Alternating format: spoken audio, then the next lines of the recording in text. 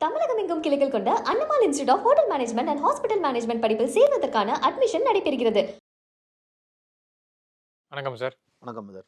கடந்த வாரத்திலிருந்து நேற்று வரைக்குமே தமிழ்நாட்டில பரபரப்பாக பேசப்படும் ஒரு பெயர் ஜான் பிரிட்டோ. யார் அந்த ஜான் பிரிட்டோ அப்படின்ற கேள்விகள் எல்லா தரப்புலயும் எழுந்துட்டு இருக்கு. இந்நிலையில தவறுதலா இன்னொருத்தையும் குற்றம் சாட்டி, அதே பேருடைய ஒருத்தரை குற்றம் சாட்டி, அவரும் நேற்று கமிஷன் ஆஃபீஸ் புகார் குடுத்துட்டு எக்ஸ்ப்ளனேஷன் குடுத்திருக்காரு. 2024ல கிட்டத்தட்ட 108 கிலோ மதிப்புள்ள அந்த கஞ்சா ஆயில ராமநாதபுரத்தில சீஸ் பண்றாங்க. ராமநாதபுரத்திலிருந்து இலங்கைக்கு கடல் வழியா கடத்தப்படுறது. அதேபோல மதுரையில மெத்தபெட்டமைன் அதையும் சீஸ் பண்றாங்க. இடி இதுல சட்டவிரோத பண பரிமாற்றம் இருக்குன்னு சொல்லிட்டு இன்வால்வ் ஆயிருக்குன்னு சொல்லிட்டு இடி விசாரணை பண்றாங்க. பின்னாடி யாருன்னு விசாரிச்சா இதுல ஜான் பிரிட்டோ அவர் தான் இதோடைய கிங் பின்னா இருக்காருன்றது தெரிய வருது.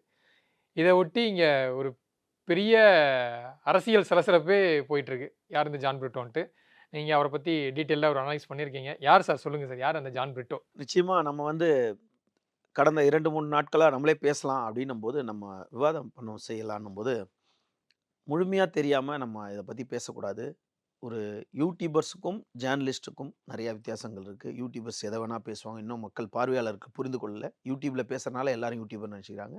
யூடியூபர் எத வேணாலும் ஒருத்தங்க பேசுறத எடுத்து பேசிருவாங்க. ஜேர்னலிஸ்ட்ன்றது ஆதாரம் இல்லாம, தரவுகள் இல்லாம ஜேர்னலிஸ்ட் பேச முடியாது. அதனால எல்லா யூடியூபர் ஒரு சம்பவம் நடந்த உடனே பேசிருவாங்க. ஜேர்னலிஸ்ட் கொஞ்சம் காலதாமதமா பேசினாலும், அத உண்மை நிலவரத்த அறிந்து பேசணுன்றதுக்காக தான் இந்த சம்பவத்தையும் நம்ம நேரா எடுத்துக்கொண்டது.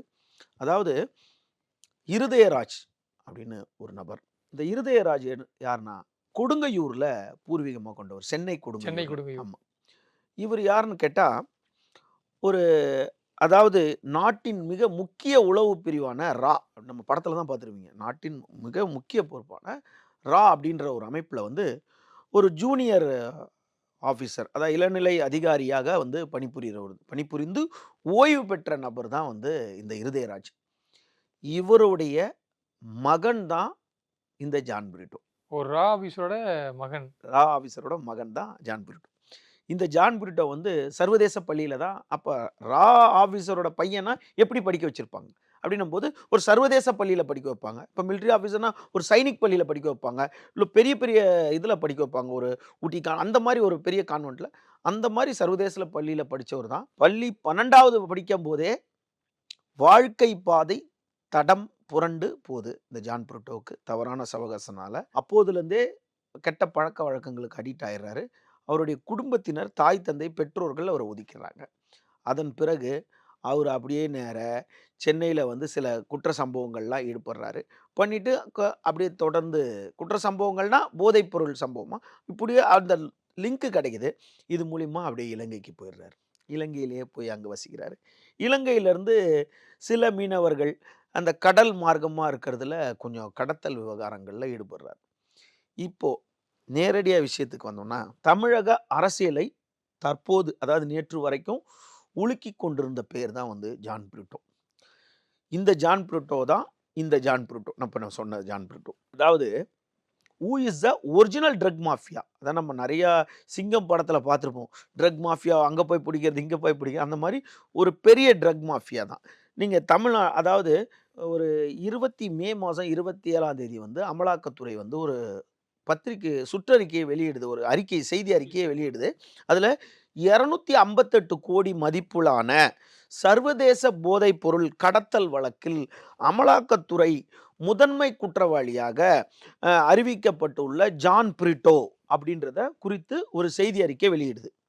இந்த அமலாக்கத்துறை 27ஆம் தேதி வெளியிடுது. இந்த அறிக்கையில் சொல்லப்பட்டது என்ன அப்படின்னா, 2024ஆம் ஆண்டு மார்ச் 5ஆம் தேதி மன்னர் வளைகுடா பகுதியில் ஒரு நாட்டுப்படகை இடைமறித்து, ஒரு நாட்டுப்படகை வந்துட்டு இருக்கு, அங்கே நாட்டுப்படகை இடைமறித்து இலங்கைக்கு கடத்த முயற்சி செய்கிறாங்க. அந்த நாட்டுப்படகுல 99 கிலோ கஞ்சா ஆயில். அதுக்கு ஹாஷிஷ் அப்படின்னா அது கஞ்சா ஆயில். அந்த கஞ்சா ஆயிலோட 99 கிலோ கஞ்சா ஆயிலோட மதிப்பு 108 கோடி ரூபாய் மதிப்புள்ள கஞ்சா ஆயில் ஆகும். இதை என்ன பண்ணுறாங்க, பறிமுதல் செய்கிறாங்க. அமலாக்கத்துறை இந்த பறிமுதல் செய்கிறாங்க.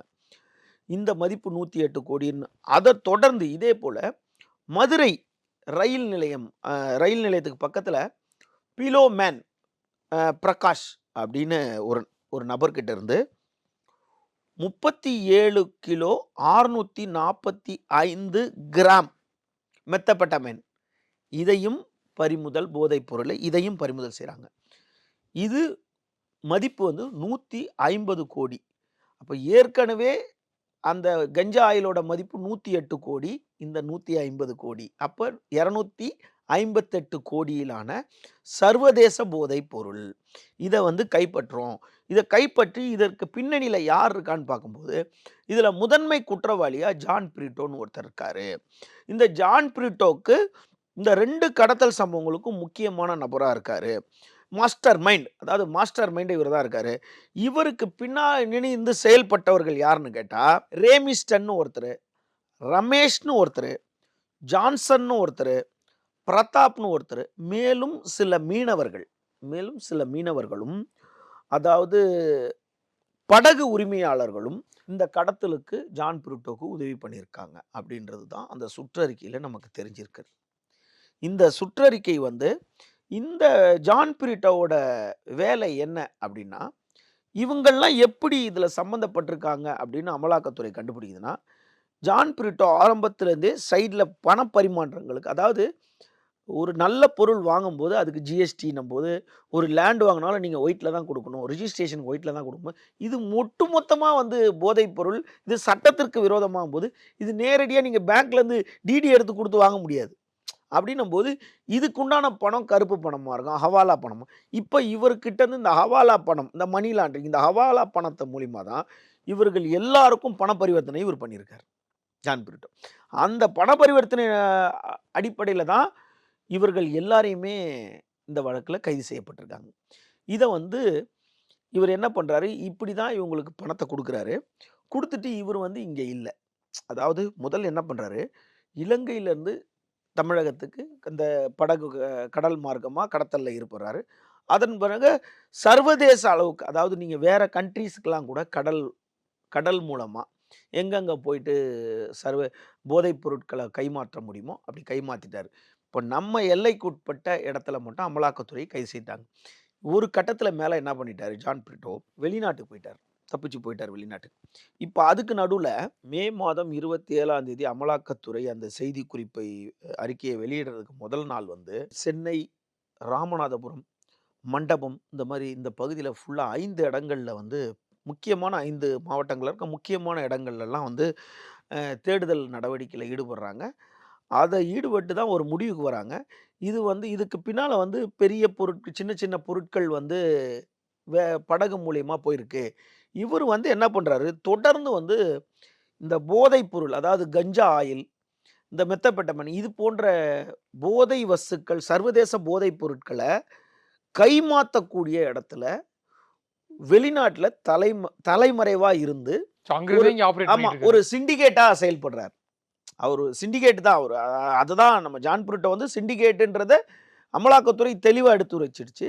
அவர் வந்து அங்கே இருந்துக்கிட்டு நீங்கள், அதாவது மற்ற நாடுகளுக்கு, மியான்மர், அதே மாதிரி நீங்கள் நைஜீரியா, இது போன்ற எங்கெங்கெல்லாம் கைமாற்றி விட முடியுமோ, இவரை மாதிரி ஒவ்வொரு நாட்டுக்கும் ஒரு ஒரு ஒரு ஒரு ஆள் வேறு வேறு ஊரில் பதுங்கி இருப்பாங்கள்ல. இப்போ நீங்கள் சில ஆண்டுகளுக்கு முன்னாடி பார்த்தீங்கன்னா, நைஜீரியன்ஸ் நிறைய பேர் இங்கே போதைப் பொருள் விற்று கைது பண்ணி நம்ம புழல் சிறையில் அடைக்கப்பட்ட பெண்கள் எவ்வளோ பேர் இருக்காங்க. நம்மளே கூட அவங்கள பற்றி நம்ம நிறைய பேரை பற்றி பேசியிருக்கோம். அந்த மாதிரி இவர் நிச்சயமாக கைது செய்யப்படுவார்.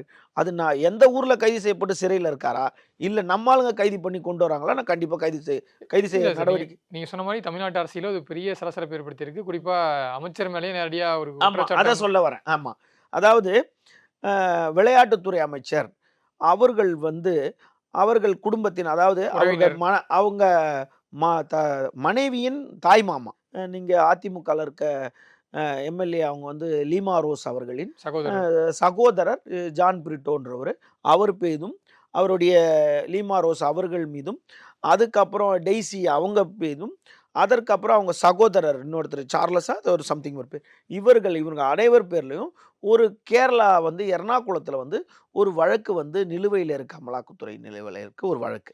இந்த ஜான் பிரிட்டோவை ஒப்பிட்டுட்டு, அதாவது நம்ம ஆளுங்க என்ன பண்ணுவாங்க இப்போதான் தெரியும் இல்லை, விங்குகள் வந்து வேகமாக வேலை செய்யுது. அதாவது சரிபார்ப்பும் குழுவினர்கள் வந்து மொட்டைத்தலைக்கும் முழங்காலுக்கும் முடிச்சு போடுறது தான் இந்த விஷயத்தில் நடந்தது. அதாவது ஜான் பிரிட்டோன்னு யாருன்னா ஒருத்தர் இருந்துட்டாங்கன்னா, அ அந்த வடிவேல் சொல்ற மாரி, ஓ! அவருக்கும் இவரும் அண்ணன் தம்பியான்ற மாரி, அ முட்டத்தலைக்கும் முழங்காலுக்கும் முடிச்சு போட்டு, இத வந்து ஆதவ் அர்ஜுனா இல்ல அவர்களோட இது இது எந்த அளவுக்கு போச்சுன்னா, இப்போ சிறு துறைமுகங்களுடைய ஆமா. அமைச்சராவும் ஆதவ அர்ஜுனா அவர்கள் தான் இருக்காரு. அதான் அது கதை ஸோ தான். கதை அப்படி வந்து அங்க கனெக்ட் ஆச்சு. அதாவது சினிமாவில் இருக்க மிகப்பெரிய கதையாசிரியர்களுக்கு டஃப் குடுக்குற அளவுக்கு நம்ம ஆளுங்க அனைத்து துறைமுகமும் இருக்கு. கடலூர்ல இருக்கு. இது மூலியமா இவரு எதுக்கு தான் விளையாட்டுத்துறை அமைச்சரா இருந்தாரு.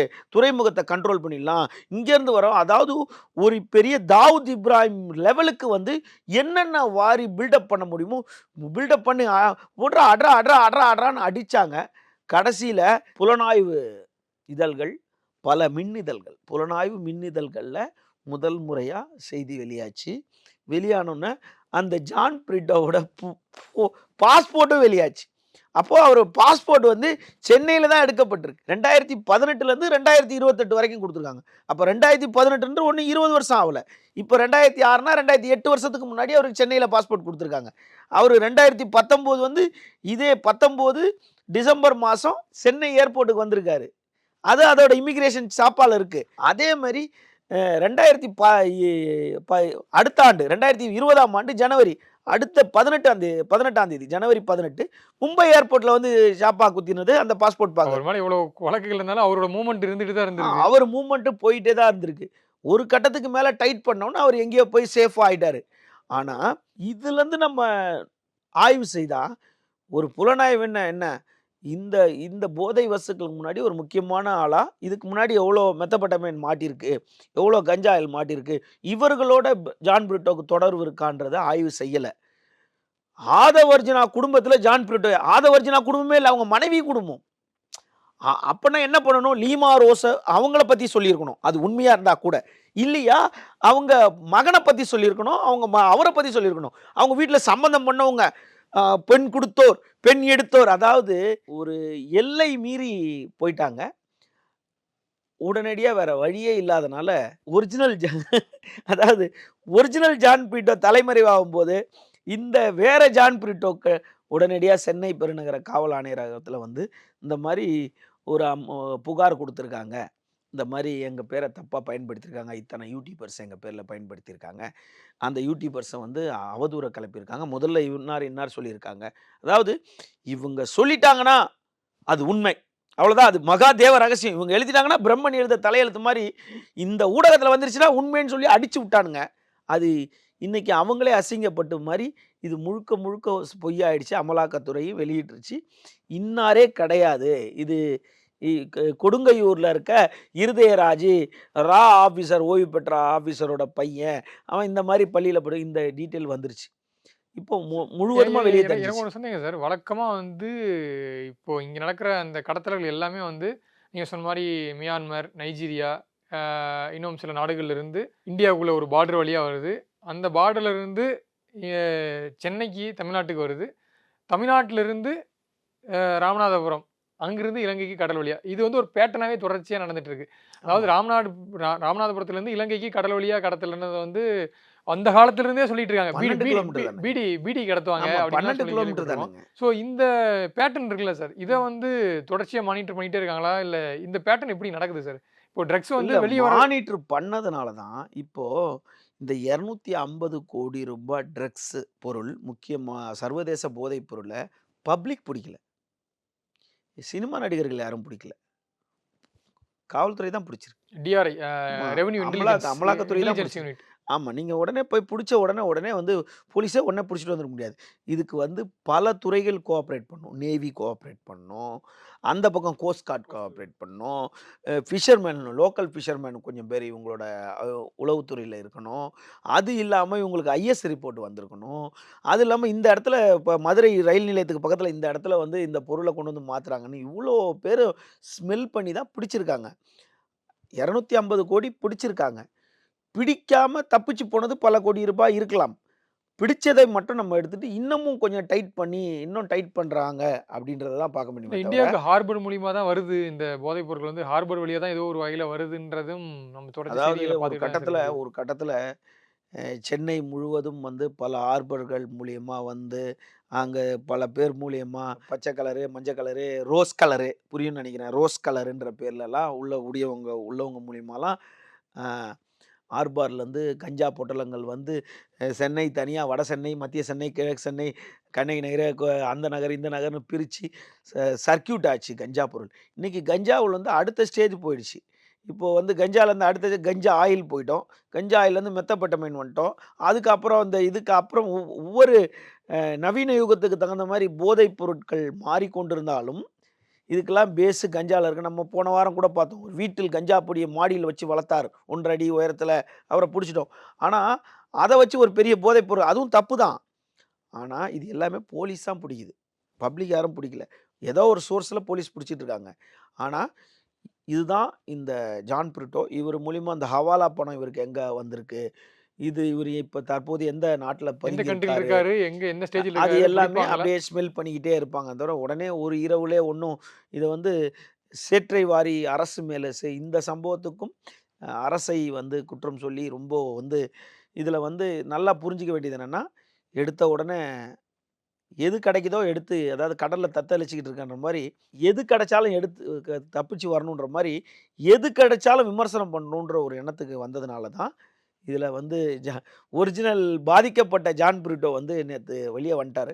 அதனால நான் அந்த பாதிக்கப்பட்ட ஜான் பிரிட்டோ நல்லவரு, அவரு தான் தியாகி அப்படின்னு நம்ம சொல்லவே இல்ல. எல்லார் மீதையும் வழக்கு இருந்து கொண்டு தான் இருக்கு. அவர்கள் மீதும் வழக்கு இருந்து கொண்டு இருக்கு. அவரு வழக்கு இருக்கனால தான் நேத்து வெளிப்படையா வந்தாரு. இதுக்கு நான் கிடையாது அப்படின்றத புகார் குடுத்துருக்காங்க ஒரு சிலர் பேர் மீது. காவல்துறை நடவடிக்கை எடுக்கும் போல இருக்கு. இதுதான் இந்த அமலாக்கத்துறை வந்து 27ஆம் தேதி வெளியிட்ட அந்த பத்திரிகை அறிக்கைக்கு பின்னால ஒளிந்து கொண்டிருக்க ஜான் பிரிட்டோ, உண்மையான ஜான் பிரிட்டோ. இன்ன வரைக்கும் அவரோட முகம் கிடைக்கல. அவருடைய பாஸ்போர்ட்ல இருக்க முகத்த வச்சு தான் எ அ எக்ஸ்போஸ் ஆகிட்டே இருக்காரு. இப்போ வந்து அவங்க தந்தை, கொடுங்கையூர், ஆஃபீசர் இந்த விஷயங்கள் அனைத்தும் தொடர்ச்சியா வெளிவந்துட்டுருக்கு. விரைவில் அமலாக்கத்துறை வந்து அந்த அறிக்கையில விரைவில் ஜான் பிரிட்டோ கைது செய்யப்படுவார் கண்டிப்பா அப்படின்றதான். சார். பொறுத்திருந்து பார்க்கலாம் அடுத்தடுத்த நகர்வுகள. நேரம் ஒதுக்கியது குறித்து நிறைய தகவல பகிர்ந்துட்டீங்க. நேரத்திற்கு நன்றி சார். மிக்க நன்றி. தமிழகம் எங்கும் கிளைகள் கொண்ட Annamal institute of hotel management and hospital management படிப்பில் சேர்வதற்கான அட்மிஷன் நடைபெறுகிறது.